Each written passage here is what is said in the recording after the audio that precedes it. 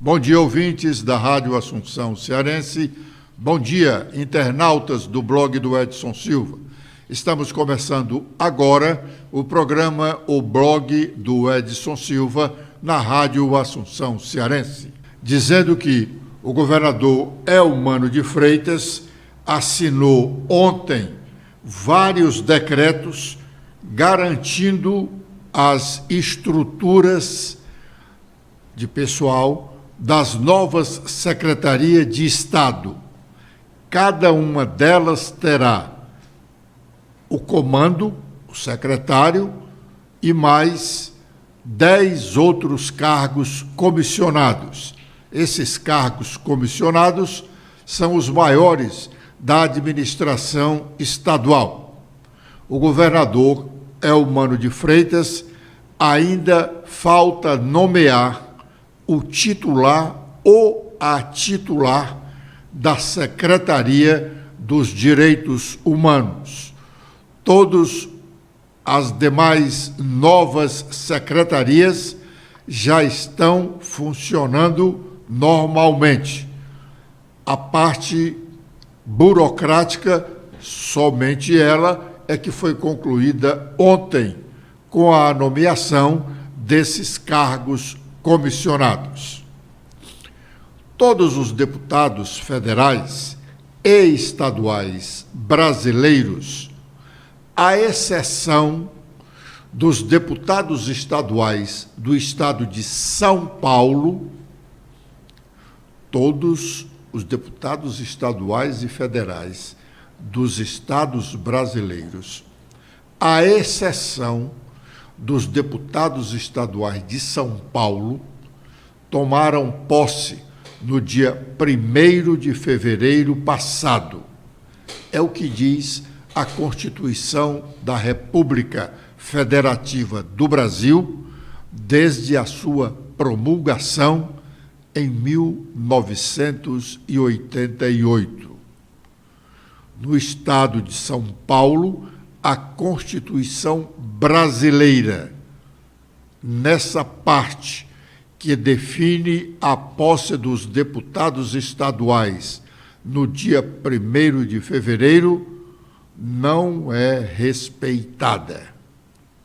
No maior e mais rico estado brasileiro, a Constituição da República, nesse ponto, o da posse dos deputados estaduais, só passará a ser respeitada em fevereiro de 2027, quando da posse dos deputados estaduais que vierem a ser eleitos em outubro, no primeiro domingo de outubro de 2026. Por isso, os deputados estaduais de São Paulo, num total de 94, que foram eleitos em outubro do ano passado, tomam posse hoje, 15 de março, como era no Brasil antes de 1988, data da promulgação da atual Constituição. Antes da Constituição que está em vigor, todos os eleitos em novembro do ano anterior, porque no passado a eleição era no mês de novembro, e os eleitos tomavam posse, tanto o presidente da República, quanto os governadores, prefeitos, senadores, deputados federais e estaduais e vereadores, tomavam posse no dia 15 de março. São Paulo manteve esse calendário, repito, desrespeitando a Constituição da República. Agora, no ano passado, os deputados estaduais de São Paulo alteraram a Constituição do Estado, adequando-a à Constituição da República para impor a posse dos deputados estaduais daquele estado no dia 1º de fevereiro, como manda a Carta da República e como é obedecido hoje por todas as casas legislativas do Brasil.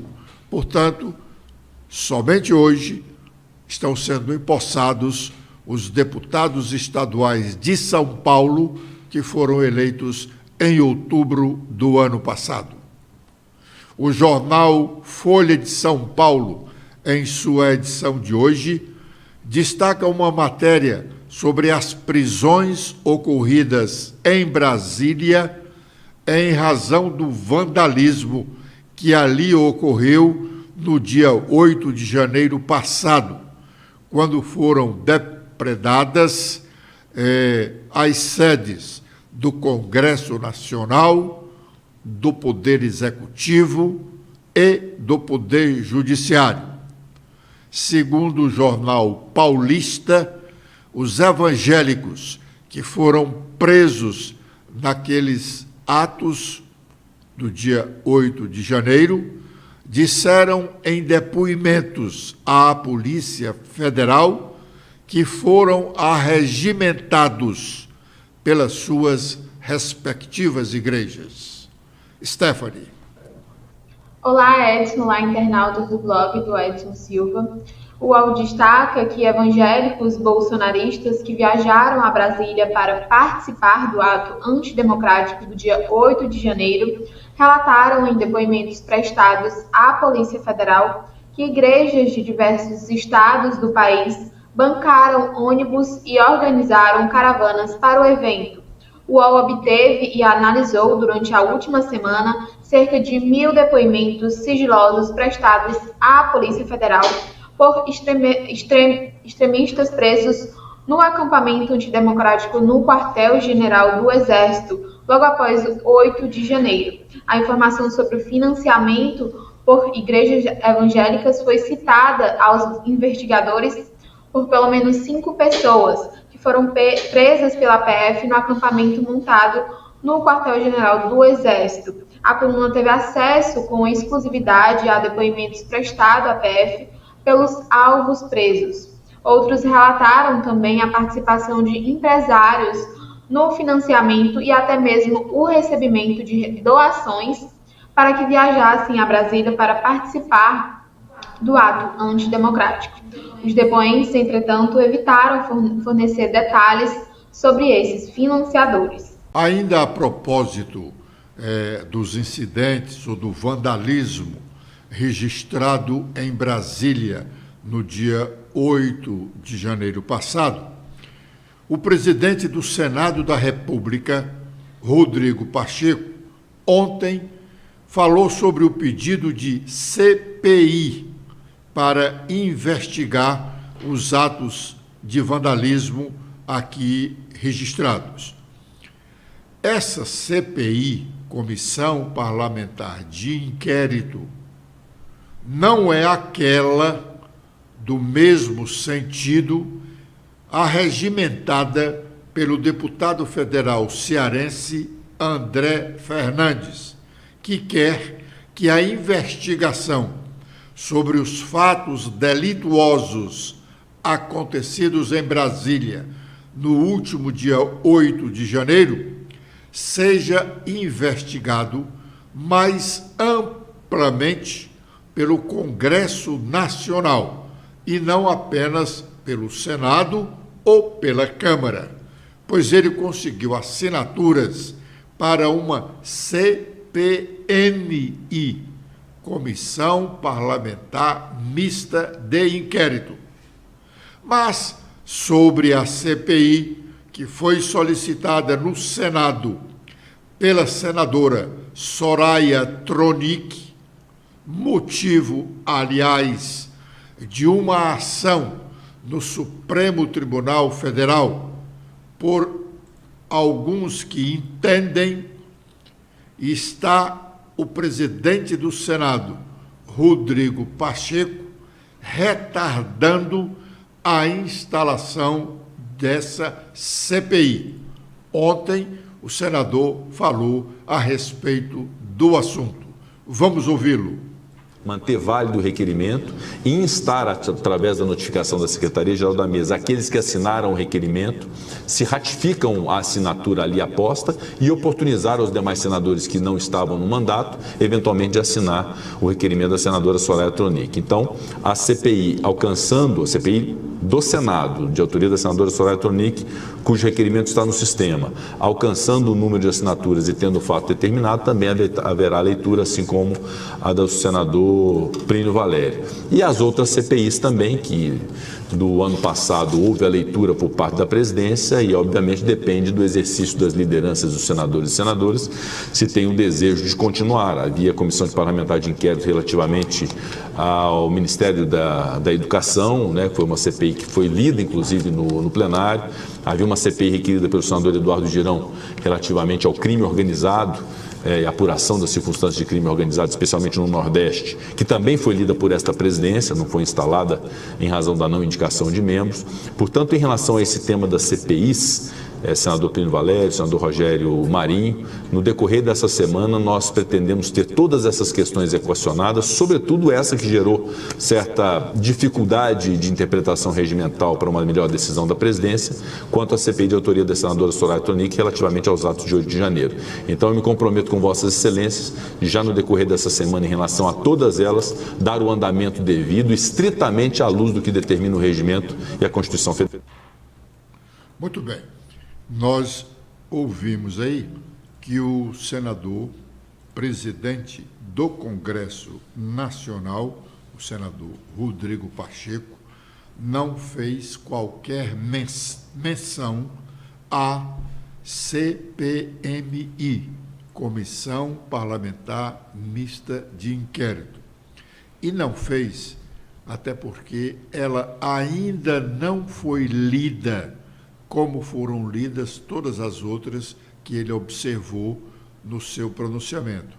É preciso que, primeiro, o pedido seja lido e esta CPMI só poderá ser lida numa sessão do Congresso Nacional, porque ela é uma CPMI, consequentemente, reunindo deputados e senadores, e é o Congresso Nacional que tem a competência de indicar os nomes para integrarem essa CPMI, e isso só poderá ocorrer depois da leitura numa sessão do Congresso Nacional. Ainda não tivemos nenhuma sessão do Congresso Nacional e ainda não tem nenhuma sessão do Congresso Nacional, que é uma sessão que reúne deputados e senadores num mesmo momento.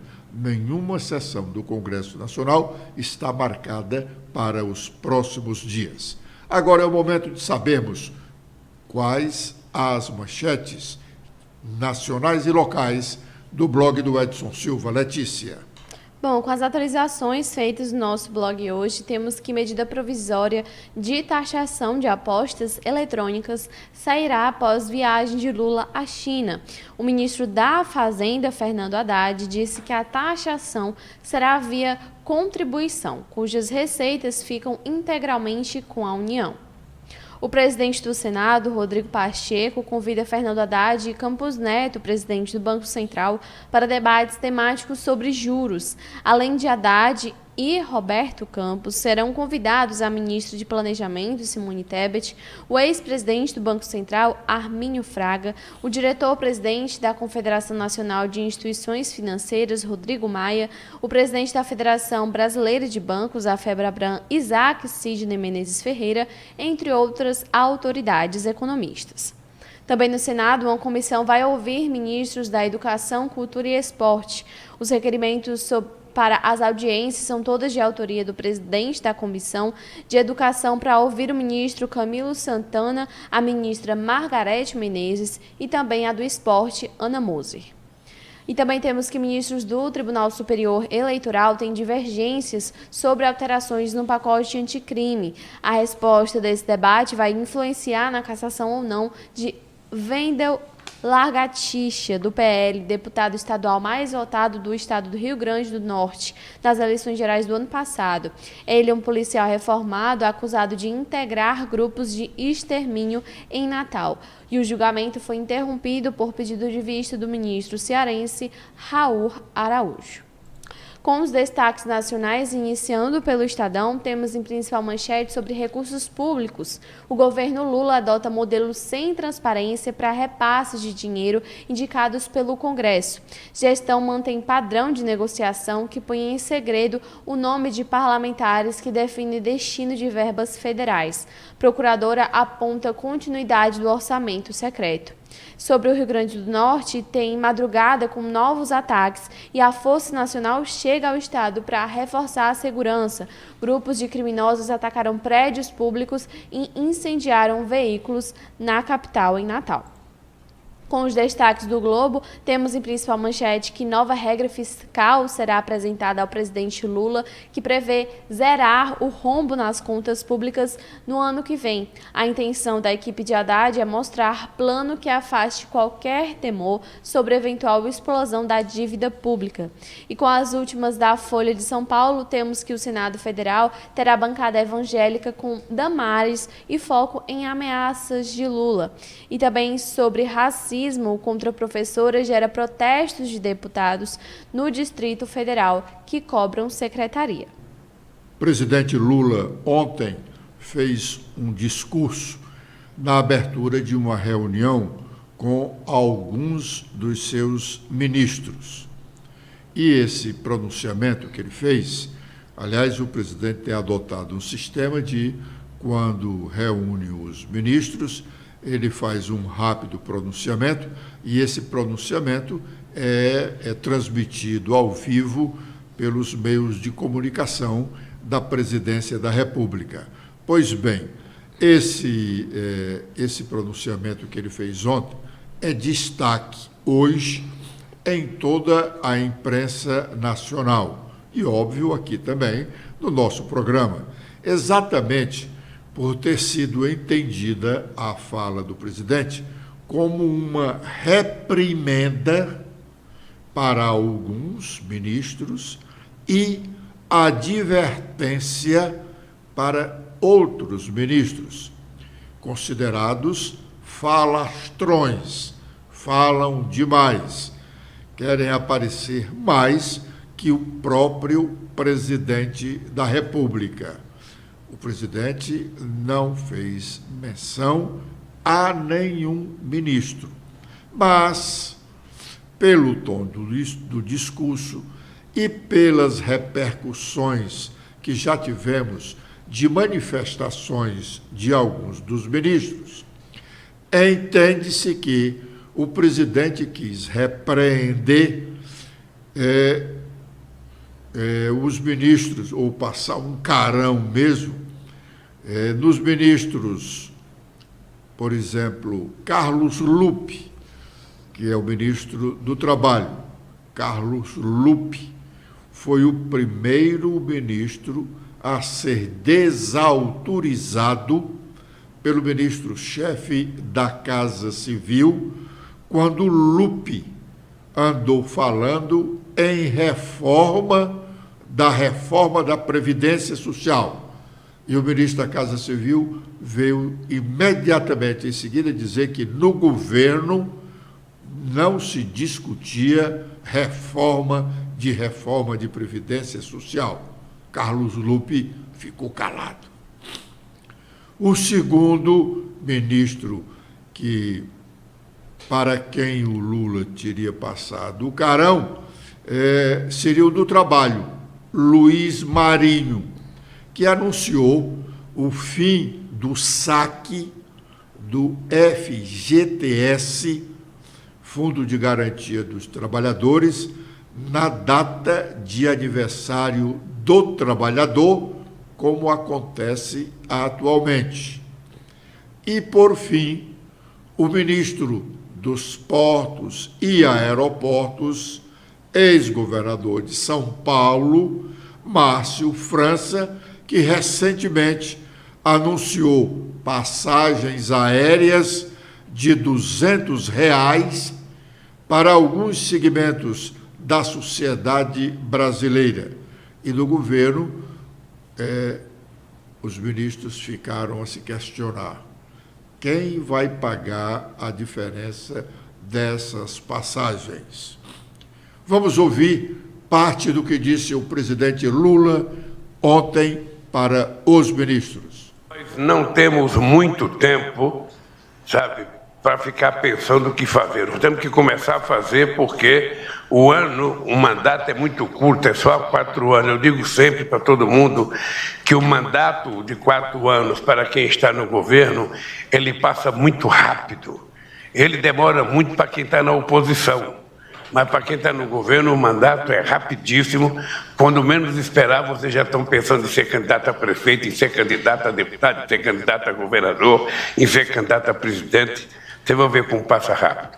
Mas uma coisa que eu queria dizer para vocês é o seguinte: depois nós vamos discutir isso. É o seguinte: é importante que nenhum ministro e nenhuma ministra anuncie publicamente qualquer política pública sem ter sido acordado com a Casa Civil, que é quem consegue fazer com que a proposta seja do governo. Nós não queremos proposta de ministros. Todas as propostas de ministros deverão ser transformadas em proposta de governo, e só será transformada em proposta de governo quando todo mundo souber o que vai ser decidido. Por isso que é importante toda e qualquer, posição, qualquer genialidade que alguém possa ter, é importante que, antes de anunciar, faça uma reunião com a Casa Civil, para que a Casa Civil discuta com a Presidência da República, para que a gente possa chamar o autor da genialidade e a gente, então, anunciar publicamente como se fosse uma coisa do governo, que esteja de acordo com os outros ministros, que esteja de acordo a Fazenda, o planejamento, porque assim é que a gente cria as condições, motivadoras de todo mundo concordar com a política que foi anunciada. Bom, deu para se ouvir muito bem que o presidente disse: depois nós vamos discutir isso. Provavelmente, nesse depois, no momento que ele for discutir isso internamente, aí esses 3 ministros que nós citamos aqui, o ministro do Trabalho, o ministro dos Portos e o Luiz Marinho, o ministro da Previdência também, eles possam ser citados pelo presidente e evitar esses discursos mostrando suas genialidades. O presidente tem razão, as providências são do governo. As providências não são isoladamente de nenhum dos ministros, até porque uma besteira que venha a ser feita por qualquer dos ministros, a responsabilidade final é do governo como todo, e o governo é representado pelo presidente da República. Nós vivemos num sistema presidencialista. O presidente é o responsável pelo executivo.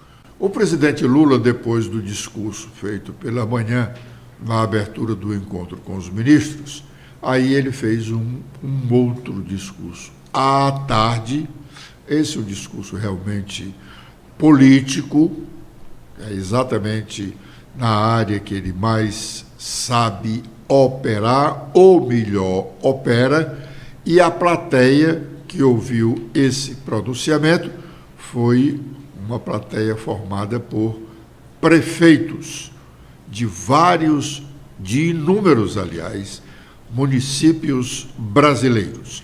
Vamos ouvir o que disse o presidente Lula para os prefeitos.